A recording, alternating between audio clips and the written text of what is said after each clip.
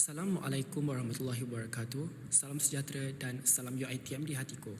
Kami dari kumpulan 12 akan membentangkan hasil laporan kajian kami yang bertajuk Ibadat sebagai asas pengukuhan akidah dalam ketuhanan dalam Islam. Berikut merupakan ahli kumpulan 12 yang terdiri daripada 5 orang. Assalamualaikum warahmatullahi wabarakatuh.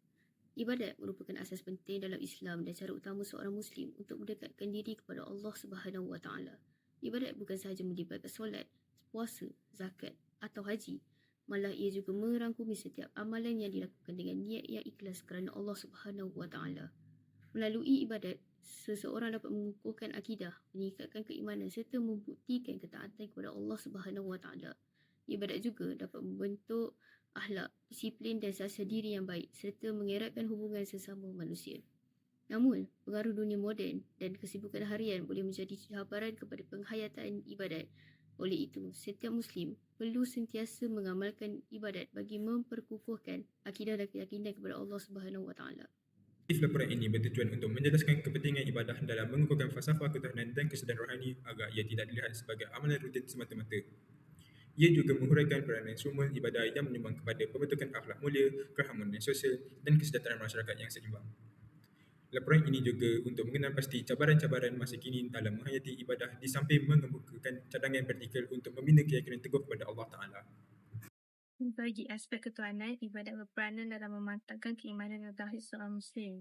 Melalui amalan seperti solat, zikir dan doa, seorang sentiasa mengingati bahawa Allah ialah pencipta dan tempat pertolongan utama dalam kehidupan.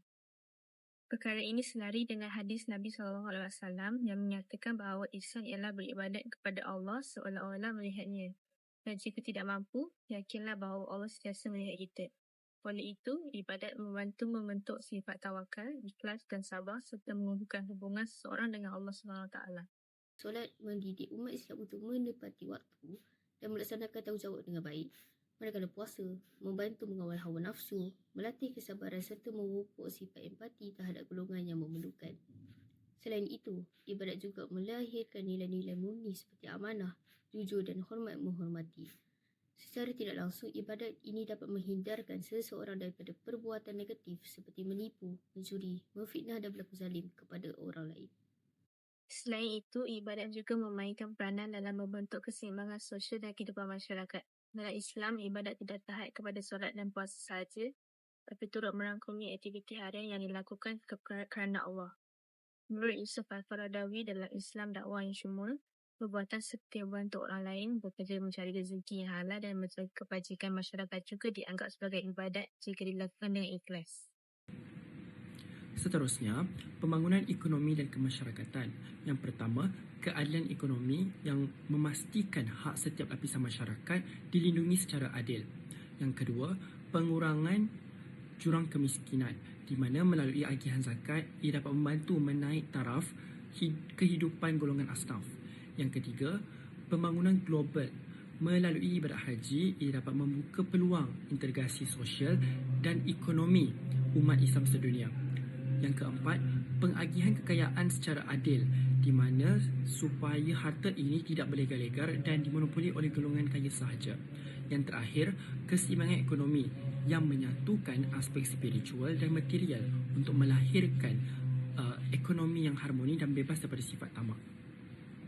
Antara cabaran yang dihadapi adalah pengaruh digital teknologi dan gangguan spiritual. Kebergantungan melampau kepada peranti pintar telah meragut ketenangan jiwa kita, malah waktu-waktu emas untuk berinteraksi dengan Allah kini banyak terkorban demi dunia maya. Seterusnya, wujudnya ancaman riak digital di mana budaya mempamerkan ibadah di media sosial demi perhatian manusia boleh menghakis keikhlasan kita. Ketagihan kepada algoritma dan gangguan notifikasi telah membiasakan minda kita dengan rasangan yang terlalu pantas sehingga kita hilang fokus dan gagal mencapai khusyuk dalam solat. Seterusnya, pengaruh gaya hidup materialistik. Tumpuan melampau kepada harta dan kejayaan menyebabkan ibadah mula dianggap sebagai perkara sampingan dan solat kerap ditangguh demi urusan dunia.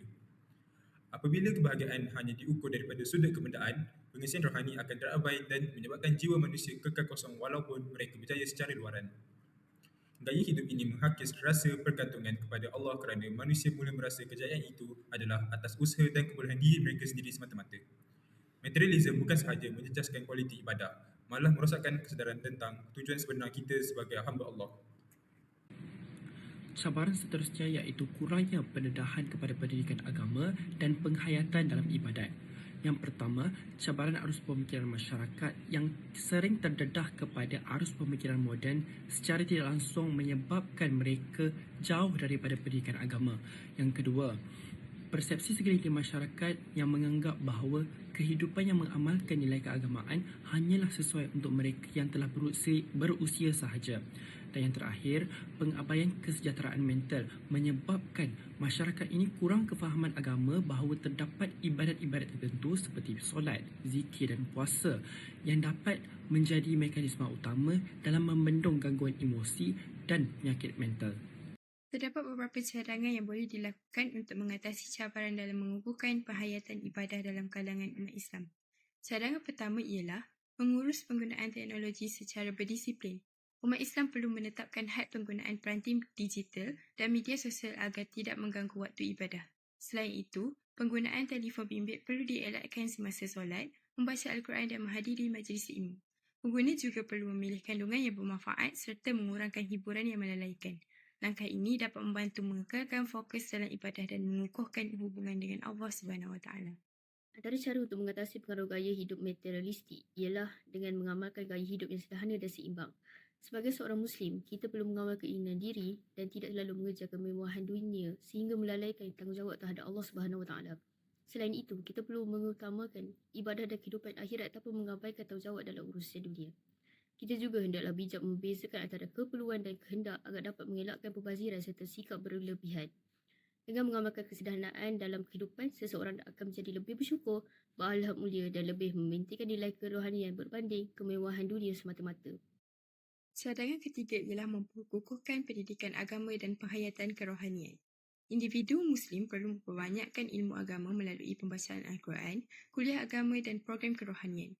Di samping itu, ibu bapa perlu membimbing anak-anak menggunakan teknologi secara beretika dan tidak melalaikan ibadah. Amalan seperti zikir, doa, qiyamul-lail dan membaca Al-Quran secara konsisten juga dapat menenangkan jiwa serta membantu seseorang mengekalkan keseimbangan antara tuntutan dunia dan akhirat. Seterusnya, menghidupkan amalan ibadat maliyah sebagai teras pembangunan ummah. Yang pertama, menerapkan gaya hidup Muslim sebagai sebahagian daripada tanggungjawab dan bukannya sekadar kewajipan rutin tahunan semata-mata. Yang kedua, menjadikan pusat pendidikan seperti sekolah, masjid dan universiti sebagai platform untuk memupuk kesedaran amalan ibadat maliyah dalam kalangan masyarakat. Yang ketiga, memperkasakan peranan masjid sebagai pusat pengagihan zakat dan pembangunan masyarakat yang holistik. Yang terakhir, memanfaatkan instrumen wakaf yang dapat membangunkan sekolah, hospital mahupun sektor perumahan kebajikan bagi golongan yang memerlukan.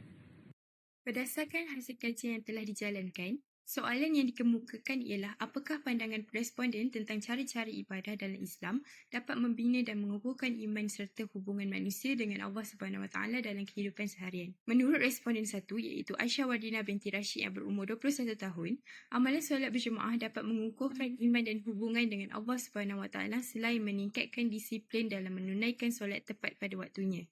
Amalan ini juga mengeratkan ukhuwah, kerjasama dan perpaduan sesama umat Islam. Menurut Nusairah Sazwani, 21 tahun, beliau mengatakan ibadat dalam Islam dapat membina dan mengukuhkan iman serta hubungan dengan Allah SWT kerana ia dapat membantu seseorang menjaga akhlak dalam kehidupan seharian, menjauhi sifat buruk seperti marah, hasad, dengki dan sombong, serta membentuk sifat mulia seperti sabar, jujur dan amanah. Hal ini dapat melahirkan individu yang berakhlak baik dan menghormati orang lain selaras dengan ajaran Islam. Seterusnya, hasil kajian daripada responden ketiga iaitu Muhammad Iskandar yang berumur 21 tahun. Beliau menyatakan bahawa amalan membaca Al-Quran secara konsisten adalah ibadah paling efektif untuk membina iman dan memantapkan hubungan dengan Allah SWT.